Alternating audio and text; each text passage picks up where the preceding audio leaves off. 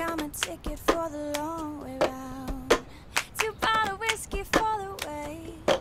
And I sure would like some sweet company. I'm leaving tomorrow, what you say? Shalom! Nous abordons aujourd'hui un nouveau sujet, la violence dans la Bible. Comment expliquer qu'un Dieu amour puisse accepter la violence? La violence est-elle le fait exclusif de l'homme? Y a-t-il une violence acceptable? Autant de questions qui nous dérangent. Commençons par enregistrer la place de la violence dans la Bible.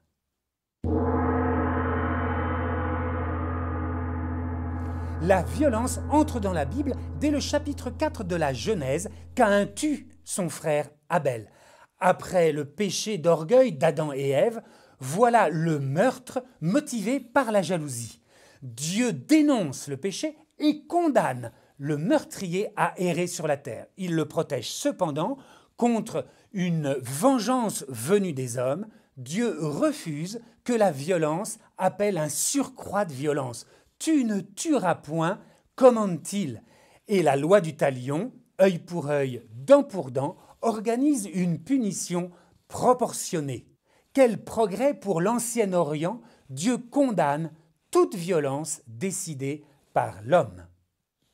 Pour autant, la Bible recense de multiples situations de violence. Ces viols, vengeances ou assassinats sont systématiquement condamnés parce qu'ils transgressent la loi de Dieu. En revanche, celui qui renonce à la violence ou à la vengeance se trouve donné en exemple, tel David qui épargne la vie de Saül alors que celui-ci veut le tuer.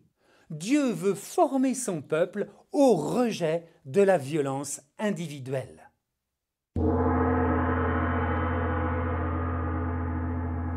L'humanité connaît une violence qui semble lui coller à la peau. Pour autant, Dieu se montre prêt à pardonner. Ainsi, David, regardé comme le roi exemplaire, commet un double forfait. L'assassinat d'Uri est précédé par l'adultère commis avec Bethsabée, la femme de ce dernier. Ici, le roi profite de son pouvoir pour commettre le mal. C'est particulièrement grave. Mais parce que David fait preuve d'une remarquable humilité, reconnaît son péché et exprime une véritable contrition, Dieu le lui pardonne. Il le punit néanmoins en le privant de l'enfant qui doit lui naître. Retenons donc que la Bible n'idéalise pas l'humanité et la montre traversée par la violence. Elle insiste sur le désaveu par Dieu de toute violence individuelle. Dans la même ligne, Jésus interdit de riposter aux méchants et invite même à l'amour des ennemis. Ce rejet de la violence, quoique exigeant, nous convient plutôt bien.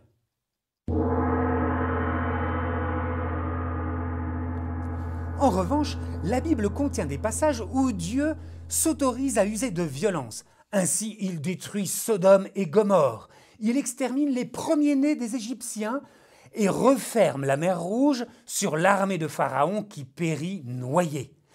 Il commande à Israël de guerroyer contre les peuples environnants et édicte l'anathème imposant aux Hébreux de passer au fil de l'épée des villes entières.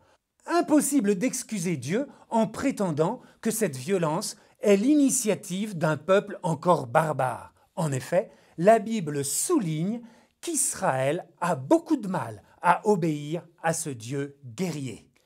La loi mosaïque contient elle-même certaines dispositions imposées par Dieu et difficilement acceptables, par exemple la punition par lapidation. De même, afin d'obéir à la loi, le prophète Élie égorge 450 prêtres idolâtres. Selon l'Ancien Testament, Dieu n'est pas tendre avec ceux qui s'opposent à lui. Bien différent est le comportement de Jésus qui se laisse arrêter, torturer et clouer sur la croix. La question demeure donc entière. Comment expliquer la violence de Dieu dans la Bible? Ce sera le thème du prochain BibMug.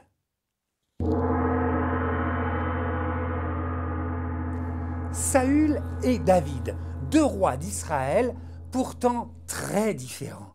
Saül, transgresse l'anathème, se serre dans le butin et se justifie lorsque le prophète Samuel le lui reproche. À l'inverse, David reconnaît avoir péché. Dieu pardonne à celui qui a péché, même gravement, du moment qu'il demande pardon. Nouvelle énigme. Comment la Bible explique-t-elle la mauvaise humeur provoquée chez le prophète Jonas? À très bientôt sur BibMug. When I'm gone,